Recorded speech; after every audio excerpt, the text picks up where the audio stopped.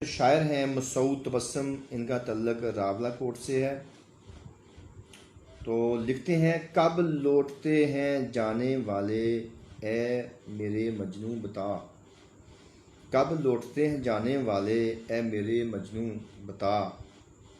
किस आस में अब तक खड़ा है तू यहाँ, ज़रा थाम कर। फिर सुन लें कि कब लौटते हैं जाने वाले ए मेरे मजनू बता। किस आस में अब तक खड़ा है तू यहाँ दर थाम कर। ये लफ्ज़ दर था। तो उन्होंने बहुत खूबसूरत अल्फाज में एक ऐसी सूरत हाल की कासी की है कि जब लोग छोड़ के चले जाते हैं तो फिर वो वापस नहीं आते। जाने वाले कभी वापस नहीं आते। हिंदुस्तान के एक शायर हैं सिकंदर वजद उनका नाम है, और उन्होंने इसी कंसेप्ट को यूँ लिखा है कि जाने वाले कभी नहीं आते, जाने वाले कभी नहीं आते, जाने वालों की याद आती है।